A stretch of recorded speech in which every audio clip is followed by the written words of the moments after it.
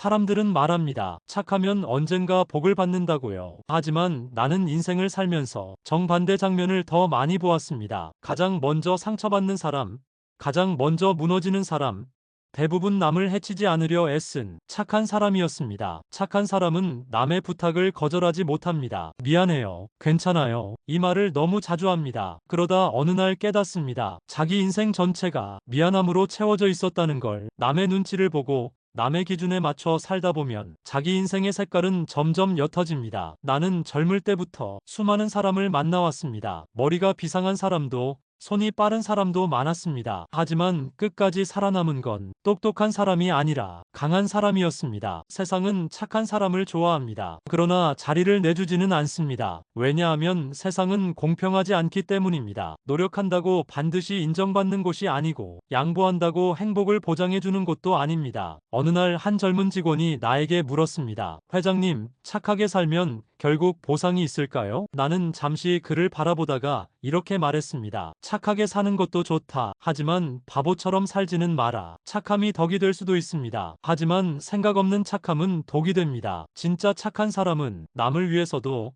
자기 자신을 위해서도 자신을 지킬 줄 아는 사람입니다. 그게 삶의 균형입니다. 나는 공사판에서, 거래처에서, 인생의 변두리에서 수없이 인간의 민낯을 보았습니다. 그때마다 깨달았습니다. 좋은 마음만으로는 한치도 앞으로 나아갈 수 없다는 사실을. 세상은 좋은 사람이 아니라 유능한 사람을 기억합니다. 착하기만 한 사람은 이용당하고 자기 희생을 미련하게 믿다가 서서히 무너집니다. 그래서 나는 이렇게 말하고 싶습니다. 착한 사람이 불행해지는 이유는 세상이 그들의 선함을 몰라서가 아닙니다. 자기 자신에게조차 냉정하지 못하기 때문입니다. 그들은 늘 남을 배려하느라 정작 자기 삶을 챙기지 않습니다. 착하게 사는 것, 물론 위대한 일입니다. 하지만 착함에도 원칙이 있어야 합니다. 그 원칙이 없다면 그 착함은 언젠가 당신을 해치게 됩니다. 인생은 단순합니다. 좋은 사람으로 기억되고 싶은가? 끝까지 살아남는 사람으로 남고 싶은가? 이 차이를 아는 순간 당신의 인생은 조용히 방향을 바꾸기 시작합니다. 나는 평생 동안 수많은 사람을 고용하고 수많은 사람과 거래를 했습니다. 그 과정에서 하나의 냉혹한 진실을 배웠습니다. 세상은 착한 사람을 이용하는데 거리낌이 없다는 것입니다. 젊은 시절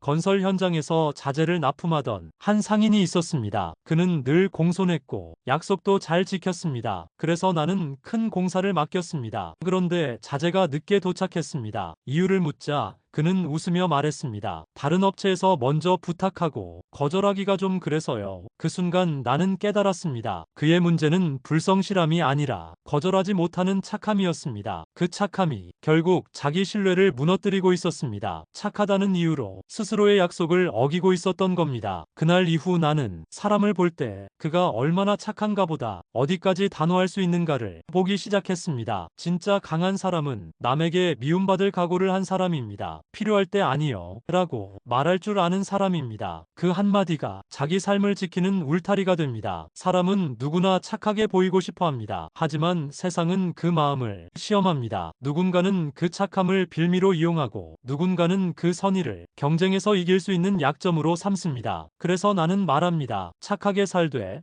어리석게 살지 마라. 착한 사람은 도움을 주면서 위로를 받습니다. 하지만 너무 자주 주면 세상은 그것을 당연한 일로 여깁니다. 한 번 베푼 친절은 고마움이지만 10번 베푼 친절은 금세 의무로 변합니다. 그리고 어느 날 그 의무를 한 번 놓치면 세상은 이렇게 말합니다. 배신자다. 나는 수많은 사람에게 도움을 받았고 또 수많은 도움을 주었습니다. 하지만 한 가지 원칙을 지켰습니다. 도움은 주되 빚은 남기지 마라. 선의는 거래가 아니며 베풀었다면 잊어라. 그것이 진짜 강자의 방식이라 나는 믿었습니다. 착함이란 결국 선택입니다. 누군가를 살리는 선택이 될 수도 있고 나 자신을 소모시키는 선택이 될 수도 있습니다. 그 경계는 단 한 줄입니다. 내 마음의 주인이 나인가 타인인가? 나는 한 가지를 분명히 말하고 싶습니다. 좋은 의도만으로는 세상을 바꿀 수 없습니다. 의도가 아니라 실행의 질이 인생을 결정합니다. 진심은 결국 행동으로 증명되는 것입니다. 세상에는 두 종류의 사람이 있습니다. 착해서 미안해하는 사람,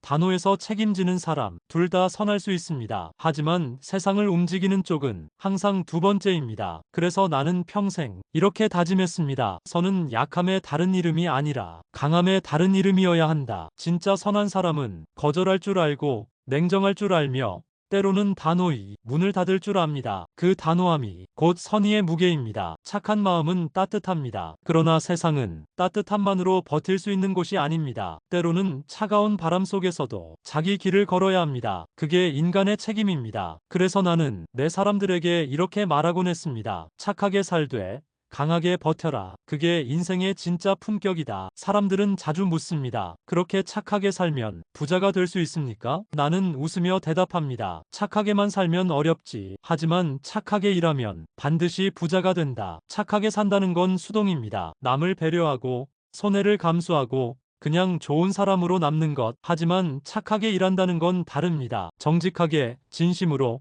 책임있게 행동하는 것입니다. 그것이 바로 신뢰입니다. 그리고 신뢰는 돈보다 훨씬 강력한 자산입니다. 사업은 결국 신뢰의 싸움이었습니다. 돈보다, 기술보다 사람의 믿음이 회사를 세웠습니다. 착하게 일한 사람은 잠시 늦을 수는 있습니다. 하지만 결국 누구보다 멀리 갑니다. 왜냐하면 그는 눈에 보이지 않는 자산, 신뢰를 축적하고 있기 때문입니다. 그래서 나는 마지막으로 이렇게 말하고 싶습니다. 착하게 살아도 불행하지 않는 법, 그건 세상을 믿지 말고 자신을 믿는 것입니다. 세상이 당신의 착함을 알아주지 않아도 괜찮습니다. 그 착함이 당신을 지켜줄 것입니다. 착하게만 살지 마십시오. 착하게 일하십시오. 그게 당신 인생의 품격을 지키는 가장 단단한 길입니다.